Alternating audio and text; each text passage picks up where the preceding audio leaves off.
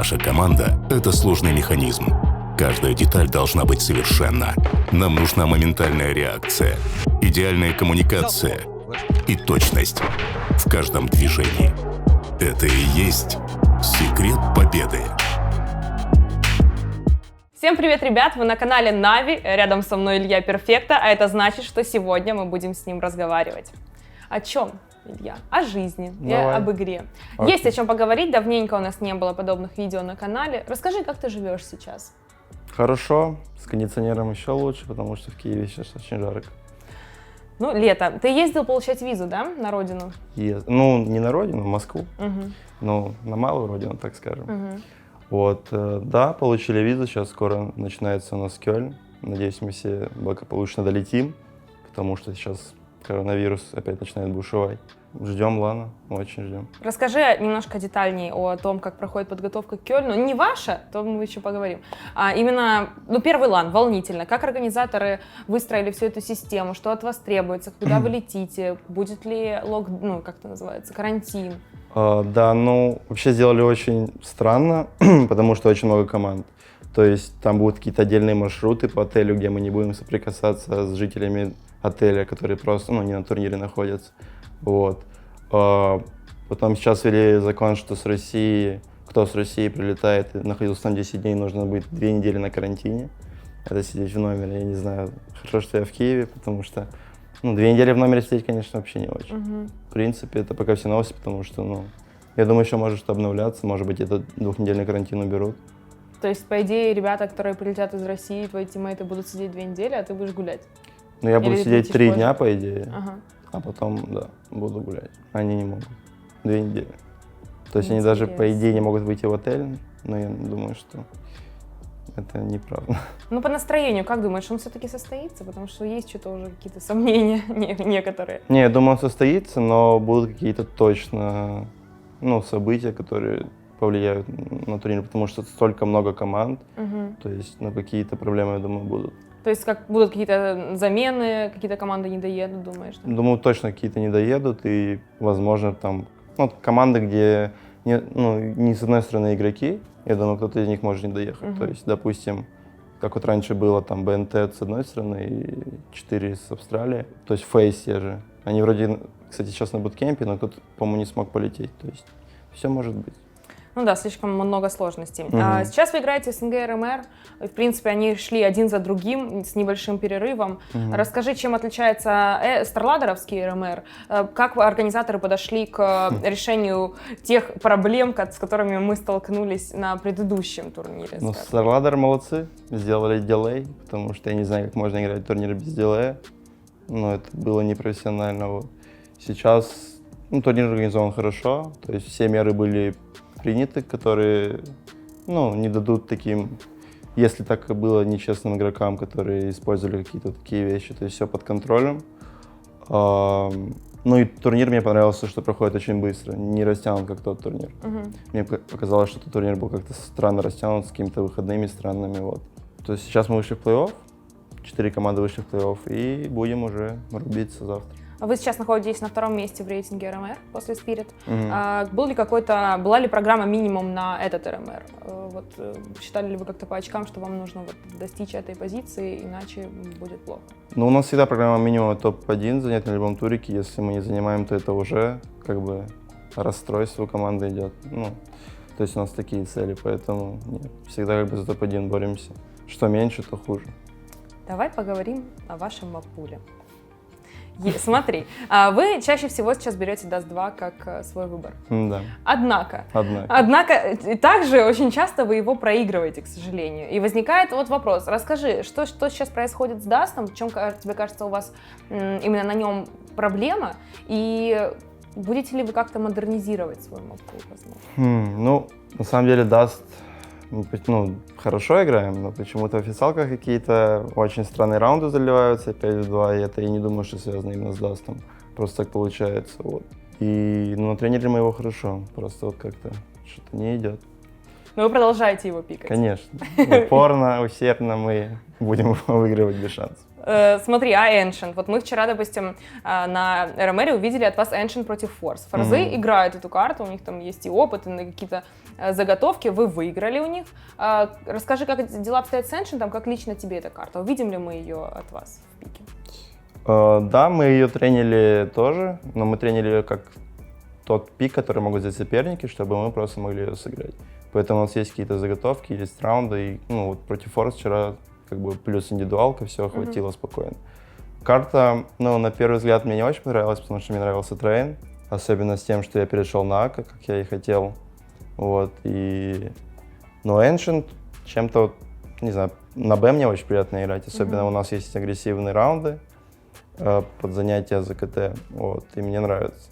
Посмотрим, что дальше будет. Я думаю, будет изменяться карта точно, потому что этот апленд на Ancient, где ты невозможно поставить бомбу нигде, тебя везде прошивают, это очень странно. Одним из самых интригующих матчей на этом РМРе был ваш матч против Акумы, по понятным причинам. И там вы все-таки взяли своим выбором нюк. Это был выбор конкретно под команду Акума? Или это был эксперимент какой-то другой? Да нет, там мы хотели пикнуть, хочется сказать. Скажи. Не хочется.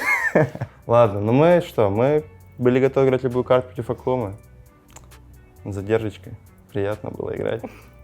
Ничего не понимаю. Ладно, слушай, там после игры произошел еще один инцидент. Вот как-то у вас такие отношения токсичные с Акумой, вечно какая-то драма. Кирилл написал сенсею такое сообщение в Твиттере, я думаю, все вы его видели, не буду повторять. Как ты к этому относишься и что у вас там вообще с пингом произошло? В чем была ситуация? Это объясни зрителям. Так, давай тогда разберем по порядку. Давай. Отношений у нас прям каких-то таких с ними нет, просто, я лично... Про отношения не будем, что с пингом случилось? Пинг. Был на выборе, по-моему, сервер Германия и Москва. На Москве у меня у самого лагает очень сильно, в плане там лоса есть, и пинг тоже, не 5, как у пацанов. Но у нас ребята в Москве, и это СНГ РМР турнир, и мы привыкли играть на Москве, и тот РМР, и этот, поэтому, как-то выбрали Москву, и даже я не помню, чтобы как-то была перепалка с ними, я вообще, не помню такого. То есть просто спросили, Москву норма? Говорим, да. Все, мы на ней играли, я даже не знаю, что там за разборки были. Что насчет Кирилла? То, что он написал это в Твиттер, я не совсем поддерживаю, потому что это как-то... просто если бы он сказал это в лицо, было бы норм. В Твиттер я не думаю, что это правильно. Но и Кирилла я поддерживаю.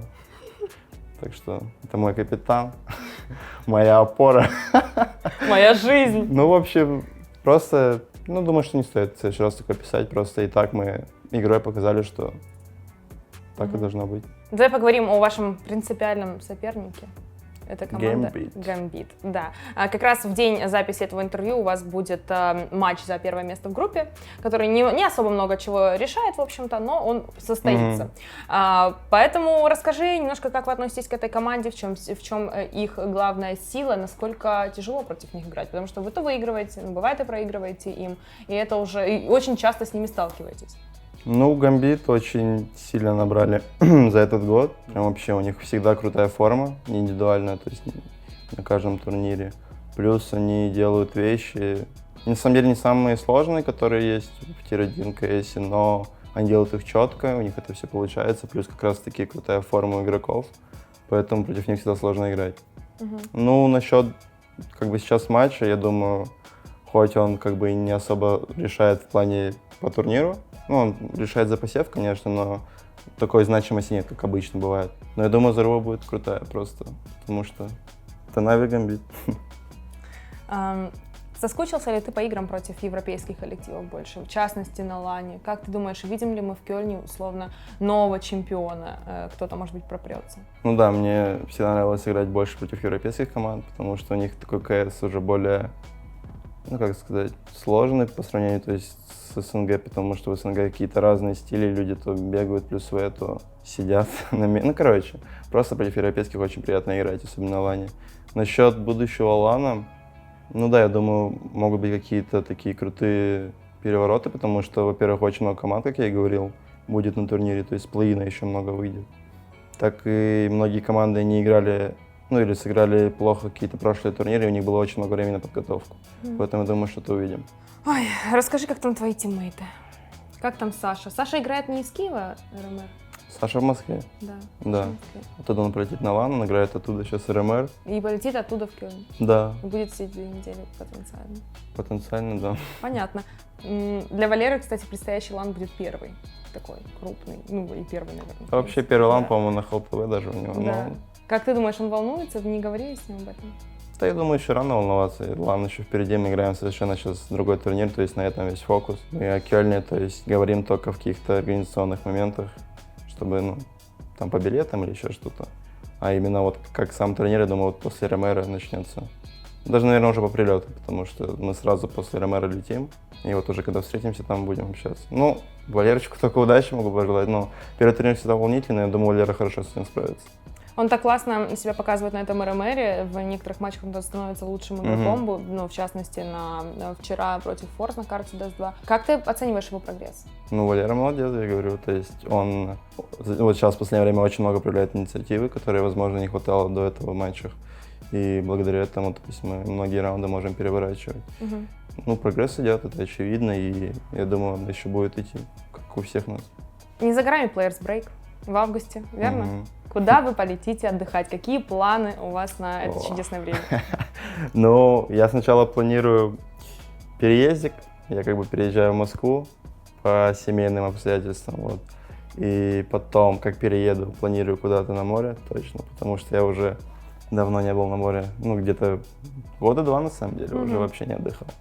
Вот, и последние там дней 10, недельку проведу с семьей в Омске. Все, В это... Сочи поедешь? Нет, куда-нибудь подальше. Вы поедете вместе как-то, С командой? скооперируетесь? Но мы еще пока не особо это обсуждали. Мы хотели поехать вместе, но сейчас как бы это не обсуждали. Думаю, может быть, на Кёльне, когда выиграем, поговорим. Хорошо, я вам желаю тогда удачного окончания РМРа, удачного предстоящего Кёльна, отдыха, в общем, чтобы все было хорошо. Илья, спасибо тебе большое, что уделил время. Вам, друзья, спасибо, что посмотрели это видео. Не забудьте подписаться на наш YouTube-канал, на соцсети Ильи, Конечно. поддерживайте Нави и всем пока.